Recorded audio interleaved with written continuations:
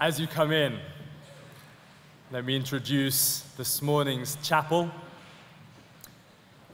2 weeks ago today, C.S. Lewis was honored with a memorial plaque in Poets' Corner in Westminster Abbey, officially signaling his stature as one of the most important writers in the history of the United Kingdom. During his life, Lewis himself believed that his works would soon be forgotten, but his influence continues today, his books growing in popularity with each passing year. Lewis was a noted philosopher, theologian, professor, novelist, children's writer, literary critic, and lecturer. His ability to write successfully in a range of genres as divergent as science fiction, children's fantasy, as well as scholarly and Christian non-fiction, has endeared him to millions of readers over the years. Revered as one of the greatest Christian thinkers of the 20th century, Lewis continues to be a stalwart example of one who lived as a Christian in academia and who fully used his imagination and intellect in the service of Christ. His most widely read volumes are the Chronicles of Narnia, beloved children's classics which have sold over 100 million copies in more than 40 different languages. And these adventure novels deal with complex theological ideas. Christianity is reimagined in a parallel world. God is manifest in a lion called Aslan. Lewis writes, "At first I had very little idea how the story of Narnia would go, but then suddenly Aslan came bounding into it. Once he was there, he pulled the whole story together." It is the passion of Aslan that takes people by surprise, awakening in them a deep hunger and longing for that far-off country we all have come to desire. We worship our Creator God this morning by entering with C.S. Lewis into his sanctified imagination. Lewis believed that it was through the imagination that we come to the truth, and without imagination, we cannot know God. "Do you think I'm trying to weave a spell?"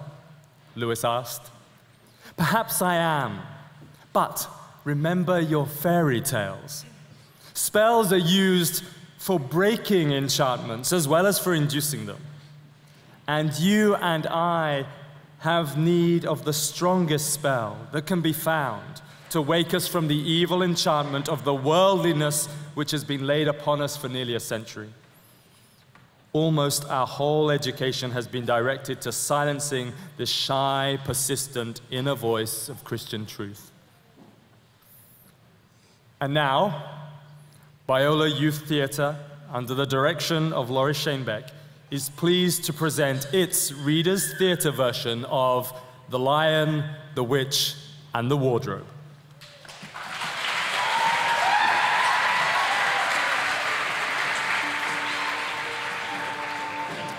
Once there were 4 children whose names were Peter, Susan, Edmund, and Lucy. This story is about something that happened to them when they were sent away during the air raids to the house of an old professor who lived in the country, 10 miles from the nearest railway station. They had just finished breakfast on their first morning when Edmund looked out the window. "It would be raining!" Do stop grumbling, Edmund. 10 to 1 will clear up in an hour or so. I'm going to explore the house. Everyone agreed to this, and that was how the adventure began. It was the sort of house that was full of unexpected places. They looked into a room that was quite empty, except for a wardrobe. They all trooped out again, all except Lucy. She stayed behind because she thought it would be worthwhile investigating the wardrobe's interior. Stepping inside, she saw several fur coats hanging up. She took a further step in, expecting to feel woodwork, but she could not feel it. Then she noticed that there was something crunching under her feet. Next moment, she found that what was rubbing against her face and hands was no longer soft fur, but something hard and rough and prickly. Why, it's like branches of trees. And then she saw, a way off, there was a light. She was standing in the middle of a wood at nighttime with snow under her feet and snowflakes falling through the air. She looked, and she could still see the wardrobe. I can always get back if anything goes wrong. So she began to walk toward the light and found that it was a lamppost. She heard a pitter-patter of feet coming toward her, and soon after that, a very strange person stepped out from among the trees.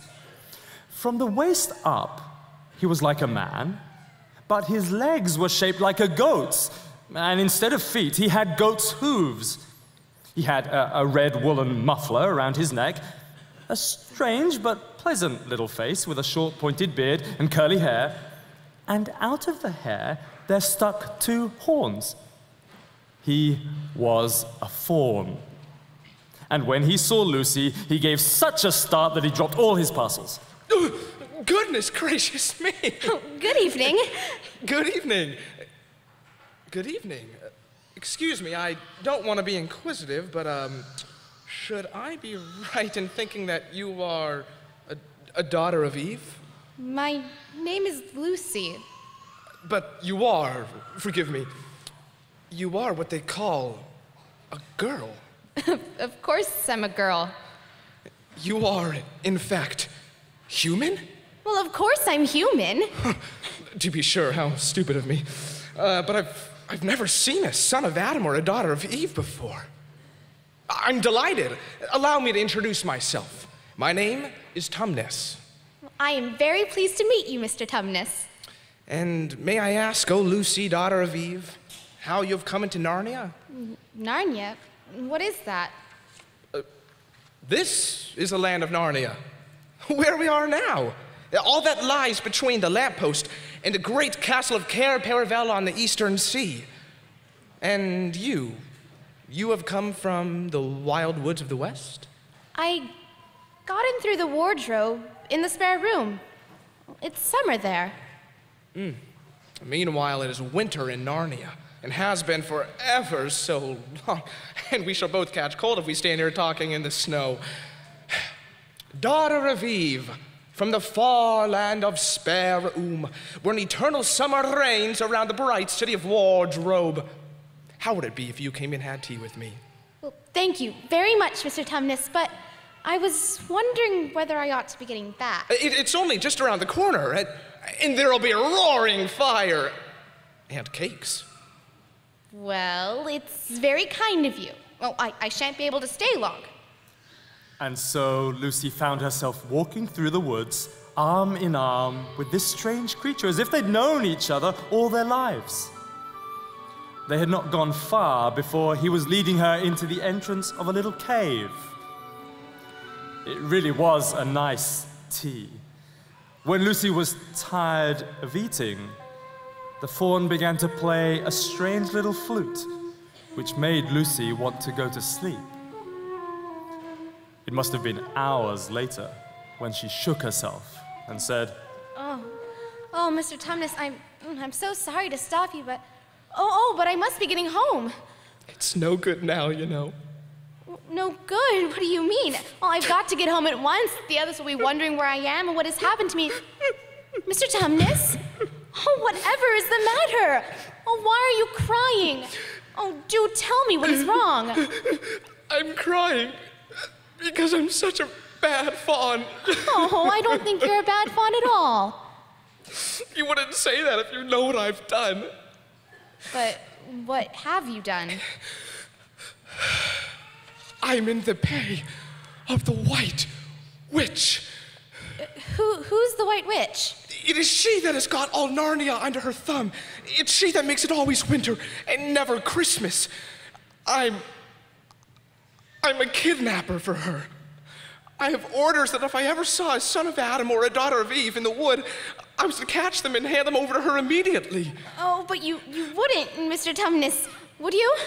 And if I don't, she's sure to find out. And she'll have my tail cut off, and my horns sawed off. And if she is extra and especially angry, she'll turn me into stone, and I'll only be a statue in her horrible house until Aslan returns. I'm very, very sorry, Mr. Tumnus, but please let me go home. Of course I will. I've got to. I see that now. But we must be off at once and quietly. The whole wood is full of her spies. They went out into the night, keeping to the darkest places. Lucy was relieved when they reached the lamppost again. Do you know your way from here, daughter of Eve? I can see the wardrobe door. Farewell, daughter of Eve. Perhaps I may keep your handkerchief? Of course. Goodbye. Lucy ran towards the far-off patch of daylight as quickly as her legs would carry her. And all at once she found herself jumping out of the wardrobe into the same empty room from which the whole adventure had started. I've come back. What on earth are you talking about, Lucy? Haven't you been wondering where I was? You'll have to hide longer than that if you want people to start looking for you. But I've been away for hours and hours and hours. Don't be silly, Lucy. We've only just come out of that room a moment ago. And you were in there then. You're just making up a story for fun, right? No, Peter, I'm not. It's a magic wardrobe. There's a wood inside, and a faun, and a witch, and it's called Narnia. The others thought she was telling a lie, especially Edmund, who could be very spiteful. He sneered and jeered at Lucy and kept asking her if she had found any new countries in the other cupboards in the house. And so things went on, until another rainy day when they decided to play hide and seek.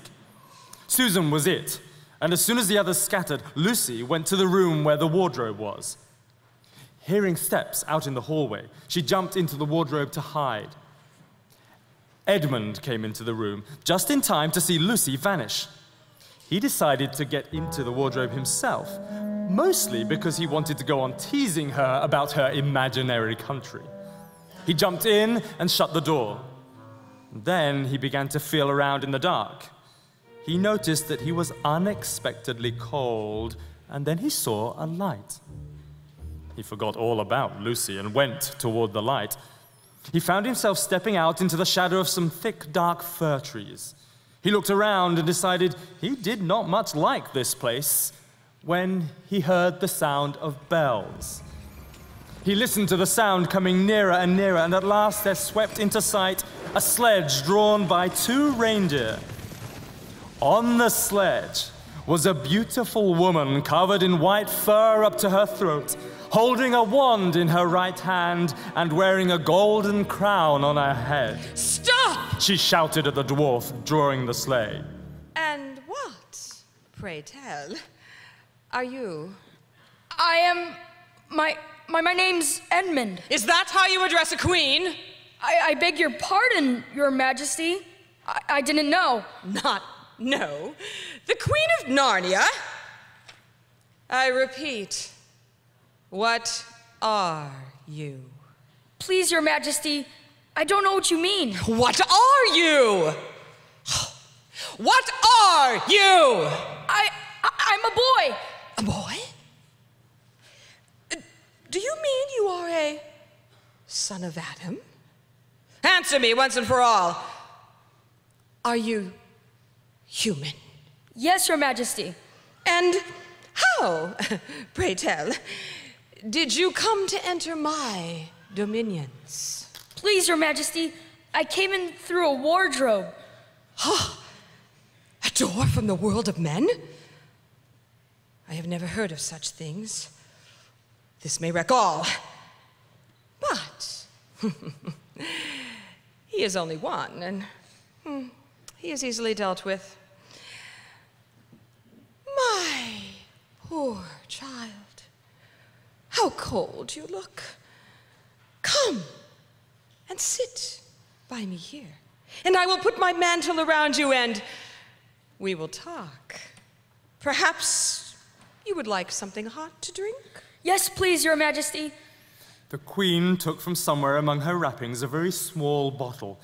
Then, holding out her arm, she let one drop fall from it on the snow. The moment it touched, there was a hissing sound, and there stood a jeweled cup full of something steaming. It is so dull, son of Adam, to drink without eating. What would you like best to eat? Turkish delight. Please, Your Majesty. Instantly, there appeared a round box, tied with green silk ribbon, which turned out to contain several pounds of the best Turkish delight. When Edmund was eating, the Queen got him to tell her that he had one brother and two sisters, and that one of his sisters had already been to Narnia and had met a faun. Son of Adam, I would so much like to meet your brother and your sisters. Will you bring them here? I'll try. Because if you come again, bringing them with you, I'd be able to give you some more Turkish delight. I can't do it now. Magic will only work once, but in my house, it would be another matter. Why can't we go there now? If I took you there now, I shouldn't see your brother and your sisters, and I very much want to know about your charming relations. There's nothing special about them. I could bring them anytime. And you needn't tell them, the others, about me. If your sister has met one of the fauns, she may have heard nasty stories that might make her afraid to come and see me. Fauns will say anything. Edmund was still staring after the sledge as it swept away when he heard someone calling his name. Looking around, he saw Lucy coming toward him. Oh, Edmund! So you've got in too. Isn't it wonderful? All right, all right. I see you're telling the truth, and it is a magic wardrobe after all. I'll say I'm sorry if you'd like, but where on earth have you been all this time? Oh, I've been having lunch with dear Mr. Tumnus the Faun, and he's very well. The White Witch has done nothing to him for letting me go, so he thinks she can't have found out. The White Witch? Who's she? She's a perfectly terrible person. She calls herself the Queen of Narnia, though she has no right. And she has made it always winter in Narnia, but never Christmas. Who told you all that stuff about the White Witch? Mr. Tumnus. You can't always believe what fauns say. Who said so? Everyone knows it. Ask anybody you like. Let's go home. I'm glad you got in, Ed. The others will have to believe in Narnia now. Oh, what fun it'll be.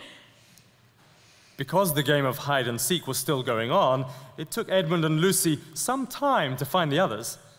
But when at last they were all together, Lucy burst out. Peter, Susan, it's all true. Edmund has seen it too. There is a country you can get to through the wardrobe. Go on, Edmund, tell them about it. Oh, yes. Lucy and I have been playing, pretending that all her story about a country in the wardrobe is true. Just for fun. There's nothing there, really. Poor Lucy gave Edmund one look and rushed out of the room in tears. Look here, you've been perfectly awful to Lucy ever since she started this nonsense. I just thought... You didn't think anything at all. It's spite, Edmund, pure spite. It turned out to be a very unpleasant evening. Lucy was miserable, and Edmund was beginning to feel that his plan wasn't working very well. Peter and Susan decided that they would go and tell the whole thing to the professor in the morning.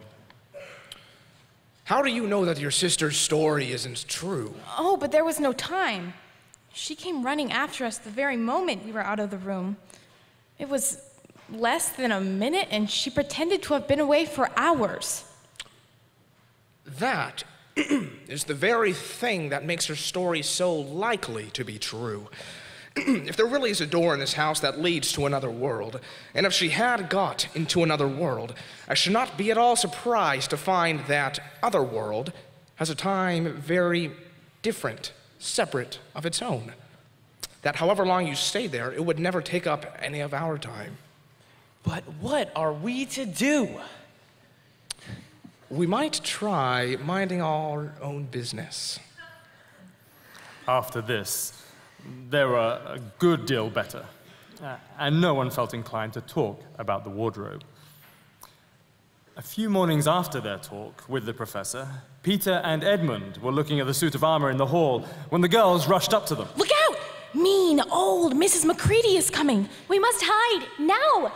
Quick, into the wardrobe. There's nowhere else. Ooh, it's cold in here. Now that you mention it, it is cold. And wet, too. Let's get out. I'm sitting against a tree. And look, it's getting lighter over there. You're right. And this wet stuff is snow. Why, I do believe we've gotten into Lucy's world after all. I apologize for not believing you, Lucy. What do we do next? Why, go explore, of course. So they put on some of the coats from the wardrobe, which were rather too large and came down to their heels, but they were all a good deal warmer. Peter began leading the way. I say, shouldn't we bear a bit more to the left if we are aiming for the lamppost? So you really were here? Well, of all the poisonous little lies, Where are we going, anyway? I think Lucy ought to be our leader. Goodness knows she deserves it. Where to, Lucy? What about going to see Mr. Tumnus? Everyone agreed to this, and off they went, with Edmund dragging behind. Lucy proved to be a good leader, and in no time they were approaching the door of Mr. Tumnus's cave. But there a terrible surprise awaited them. The door had been wrenched off its hinges and broken to pieces. Crockery lay smashed, and ashes from the fire had been flung all over the room. Peter noticed a piece of paper which had been nailed through the carpet to the floor.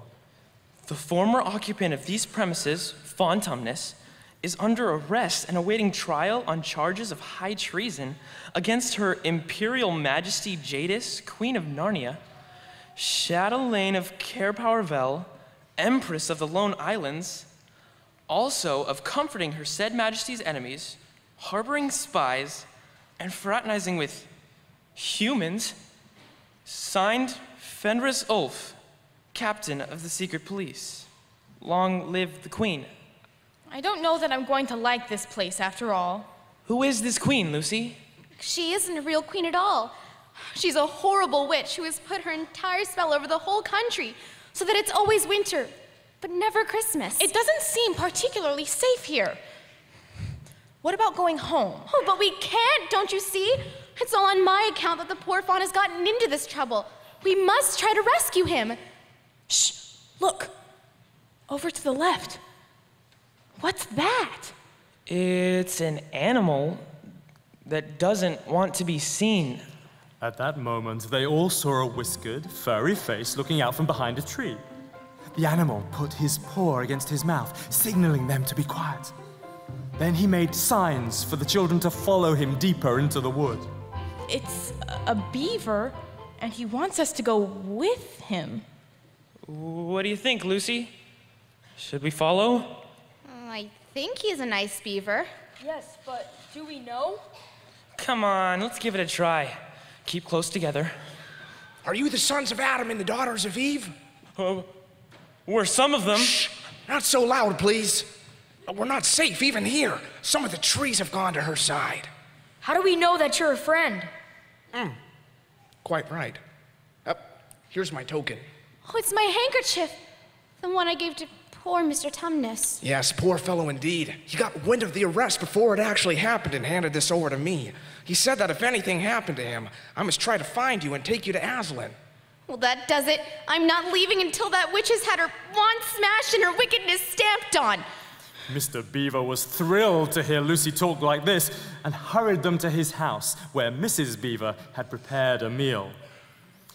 After they had eaten, Lucy asked, Tell us exactly what has happened to Mr. Tumnus. There's no doubt he was taken captive by the secret police to her house. Many that are taken there never come out again. They say she turns them into statues. Please, Mr. Beaver, we must do something to save him. It's no good trying, but we can all be glad that Aslan is on the move. Tell us about Aslan. Aslan? Why, don't you know? He's the king. He's the lord of the whole world. But not often here, you understand. Word has reached us that he's finally come back. He'll settle the White Witch all right, and he'll save Mr. Tumnus. She won't turn him into stone too? Lord love you, daughter of Eve. What a thing to say, turn him into stone. If she can stand on her 2 feet and look him in the face, it'll be the most she can do. He'll put all to right. As it says, when he bares his teeth, winter meets its death. And when he shakes his mane, we shall have spring again. Can we meet him? That's what I brought you here for. I'm to lead you to him. Is he a man? Aslan, a man, certainly not. He's the king of the wood, king of beasts. Aslan is a lion, the lion, the great lion. Is he quite safe? Who said anything about safe? But he's good. He's the king. I'm longing to meet him. And so you shall. Word has been sent that you're to meet him tomorrow at the stone table. We must set out immediately, but we must be careful. The White Witch is always on the lookout for any humans in Narnia. And if she knew there were 4 of you, she would be more dangerous still. What's that have to do with us? The prophecy.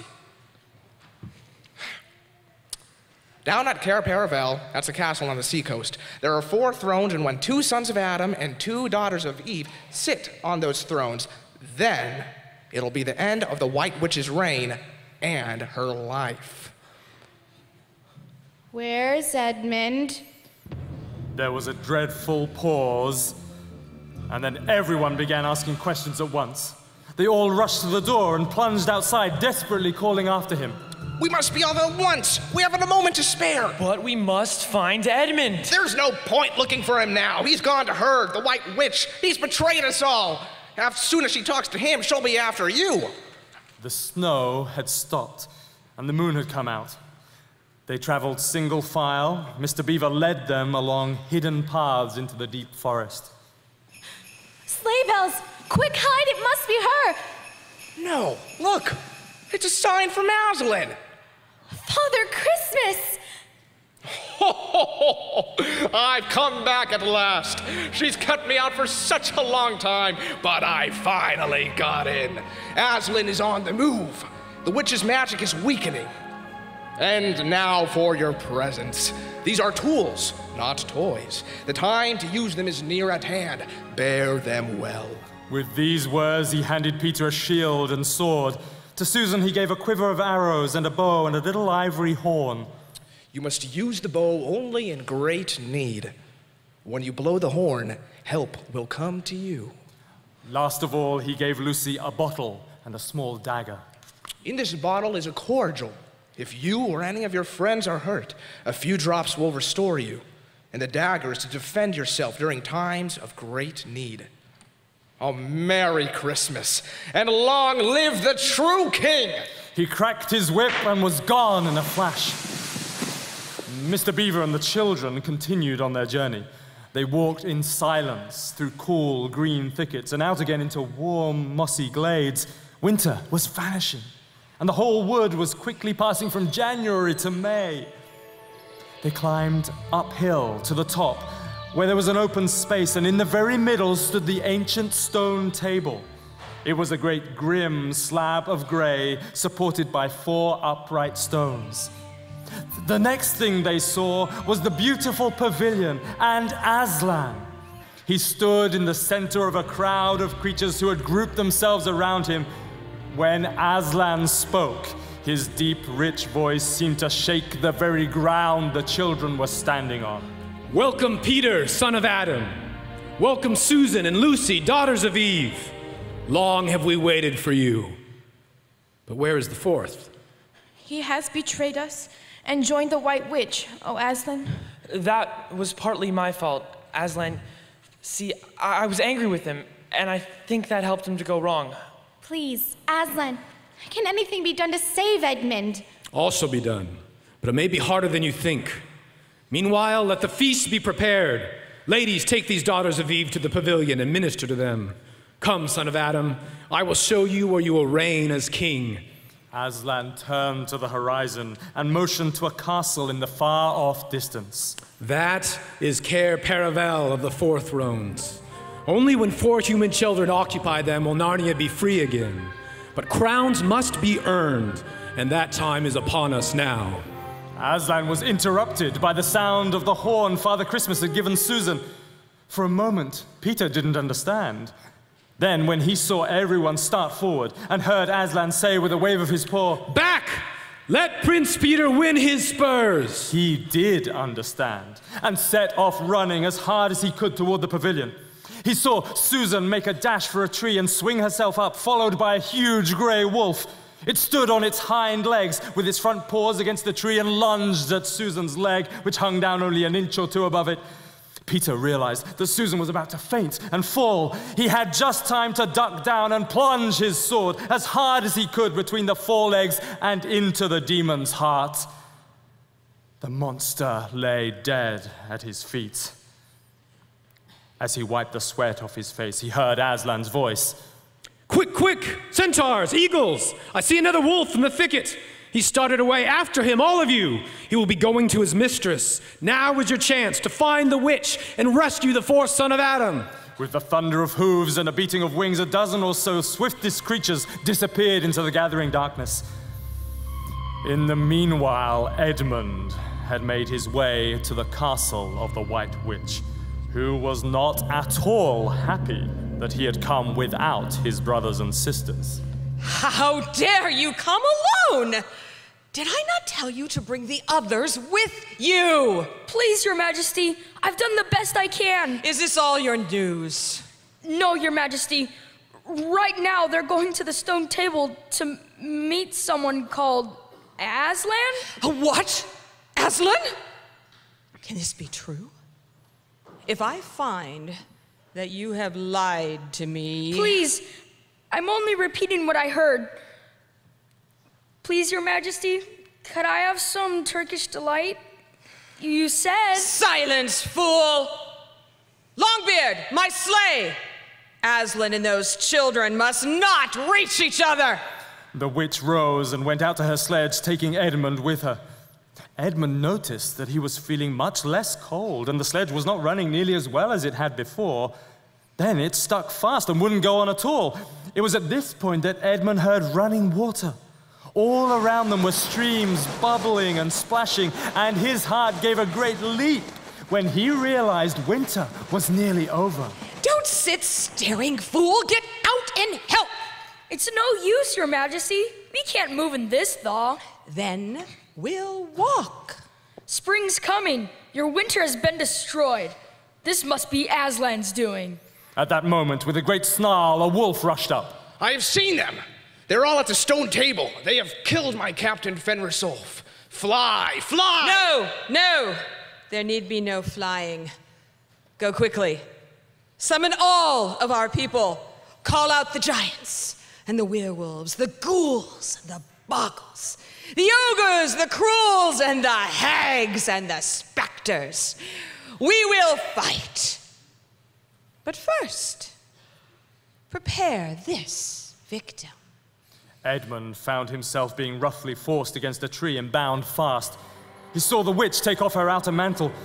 At that very moment, he heard loud shouts from every direction and a scream from the witch. Before he knew what was happening, he was being untied. Strong arms were around him, and he heard kind voices saying, "Let him lie down. Give him something to drink. You'll be all right in a moment." Then, in all the confusion, Aslan's warriors began asking, "Who's got the witch? I thought you had her. I think she's escaped." Presently, the rescue party set off for the stone table, carrying Edmund with them. When they reached Aslan, Edmund walked and talked with the lion for some time. "Here is your brother, and there is no need to talk to him about what is past." Edmund apologized to each of the children. They were all friends again. Lucy was so relieved. She wanted to run over and throw her arms around her brother, but before she could, the dwarf Longbeard announced the arrival of the White Witch. A few minutes later, the witch herself walked out to the top of the hill and stood before Aslan. You've got a traitor there, Aslan. His offense was not against you. Have you forgotten the deep magic? Let's say that I have. Tell us of this deep magic. Tell you what is written on that very table of stone. Tell you what is engraved on the scepter of the emperor beyond the sea. You know that every traitor belongs to me. And for every treachery, I have a right to a kill. That human creature is mine. His life is forfeited to me. Come take it, then. Fool! You know that unless I have blood as the law requires, all Narnia will be overturned and perish in fire and water. It's true. I do not deny it. Oh, Aslan, isn't there something that can work against it? Work against the Emperor's magic? Fall back, all of you. I will talk to the witch alone. The lion and the witch talked earnestly together. At last, the crowd heard Aslan's voice. We must move from this place. The White Witch has renounced her claim on your brother's blood. We shall encamp tonight at the fords of Baruna. During the journey, Aslan explained his plan for the campaign against the witch and her army to Peter. As soon as she has finished her business in these parts, she will almost certainly fall back to her house and prepare for a siege. You may be able to cut her off and prevent her from reaching it. But you'll be there with us, Aslan. I can give you no promise of that. Aslan seemed very sad and grew quiet and introspective. They reached the fords of Baruna, and Aslan gave orders to halt. Supper that evening was somber, for Aslan's mood affected everyone. Susan and Lucy couldn't sleep. They lay whispering in their tent. I say, Susan, I have the most horrible feeling, as if something were hanging over us. Some dreadful thing is about to happen. Let's go outside and have a look. We might see him. As they came out of the tent, they saw the lion walking slowly away from them. His tail and head hung low. He stopped and looked up. Oh, children. Children, why are you following me? We can't sleep. Please, may we come with you? I should be glad of company tonight. But you must stop once I tell you and leave me to go on alone. Are you ill, dear Aslan? No. I'm sad and lonely. Put your hands on my mane so that I can feel you're there, and let us walk like that a little distance. Here, you must stop. And whatever happens, don't let yourselves be seen. Farewell. He turned and walked to the top of the hill where a great crowd of evil creatures were gathered around the stone table, and right in the middle stood the White Witch. The fool has come! Bind him fast! The hags shrieked in triumph when they found he made no resistance. They tied his paws together and began to drag him to the stone table. All the while, he was silent. A roar of laughter went up as they cut off his mane and then muzzled him. They were kicking him, spitting on him, hitting him and jeering. At last they dragged him onto the table and tied him with more cords. The witch drew near. She stood by Aslan's head, a horrible knife in her hand. Just before she gave the blow, she stooped down. Now, who has won? Did you think that by all of this, you would save the human traitor? We'll kill you instead of him. And when you are dead, what will prevent me from killing him as well? You have given me Narnia. Now, in that knowledge, despair and die! The children covered their eyes and didn't see the actual moment of the kill. When it was done, the vile rabble swept down the hill. As soon as they were gone, Susan and Lucy came out of their hiding places. They could see the great lion lying dead in his bonds. They both knelt and kissed his cold face and cried until they could cry no more. At last, Lucy said, I can't bear the look of that horrible muzzle. Could we take it off? Can we untie him as well? But the cords had been drawn so tight that the girls could make nothing of the knots. And finally they gave up in despair, only to watch as hundreds of little field mice ran up and nibbled through the cords. They walked to the edge of the hill and stared at the sea for a long time. As the sun came up, they heard a great cracking, deafening noise as if a Superman had broken a giant's plate. What was that? I'm afraid to turn around. Something awful is happening. They're doing something worse to him. Come on. They turned to see the stone table cracked right down the middle from end to end, but there was no Aslan. Is it more magic? Yes, it is more magic. There, shining in the sunrise and larger than they had seen him before, shaking his mane, stood Aslan. Oh, Aslan, you're real. You're alive. But what does it all mean? It means that though the witch knew the deep magic, there is a magic deeper still which she did not know. Her knowledge goes back only to the dawn of time. But if she could have looked a little further back, she would have known there is a different incantation. She would have known that when a willing victim who had committed no treachery was killed in a traitor's stead, the table would crack and death itself would start working backwards. And now I feel my strength coming back to me. And now, to business. We have a long journey. You must ride on me. He gave a thunderous roar, and with a great heave, he rose with the girls on his back and shot off faster than any horse could go. It was nearly midday when they found themselves looking down into the witch's castle. She was away, but high walls and locked gates didn't bother Aslan. He roared and leapt and landed in the courtyard among statues of all the creatures the witch had turned to stone. Immediately, these cold forms began to move as Aslan breathed warm life into each of them. Aslan! Aslan, I found Mr. Tumnus! Oh, do come quickly! A moment later, Lucy and the little fawn were holding one another by both hands and dancing round and round for joy.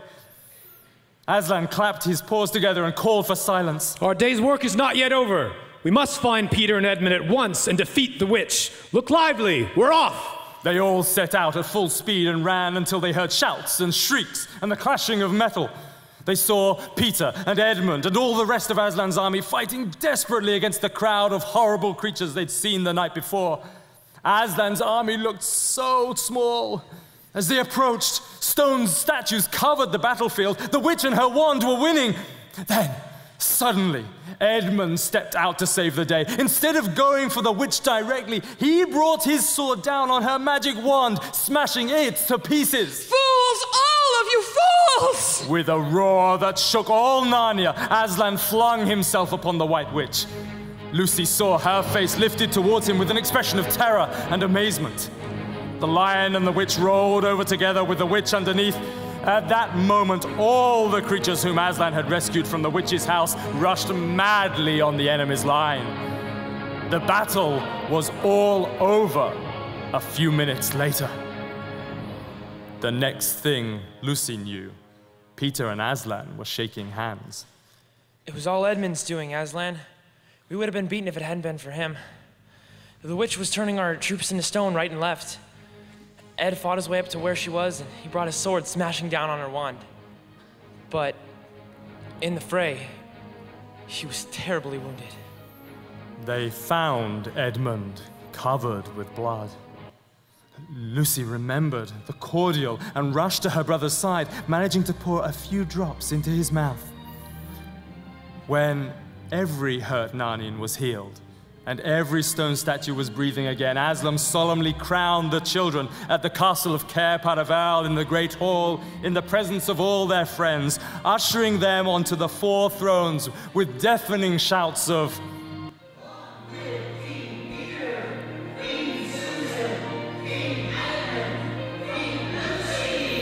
and Aslan said to them, Once a king or queen in Narnia, always a king or queen. Bear well, sons of Adam. Be it well, daughters of Eve. So the children sat on their thrones, and scepters were put in their hands, and that night there was a great feast in Cair Paravel. But amidst all these rejoicings, Aslan himself quietly slipped away. And when the kings and queens noticed that he wasn't there, they said nothing about it, for Mr. Beaver had warned them. He'll be coming and going. One day you'll see him, and another you won't. He doesn't like being tied down. He'll often drop in, only you mustn't press him. He He's wild, you know, not like a tame lion. All 4 kings and queens were loved and respected throughout the land. They restored peace, good living, and laughter. And where once it was endless winter, now it seemed always summer. They themselves grew and changed as the years passed over them. And one year, in their travels, the kings and queens entered a thicket. And before they had gone a score of paces, they encountered a lamppost. And before they had gone 20 more, they noticed they were making their way not through branches, but coats. It was the same day and the same hour of day on which they had gone into the wardrobe to hide. And that is the very end of the adventure of the wardrobe, but it is only the beginning of the adventures of Narnia.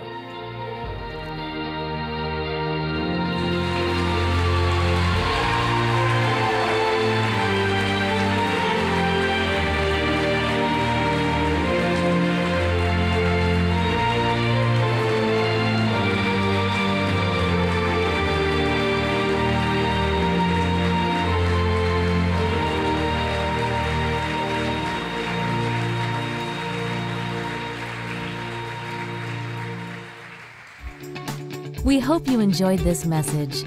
Biola University offers a variety of biblically centered degree programs, ranging from business to ministry to the arts and sciences. Learn more at biola.edu.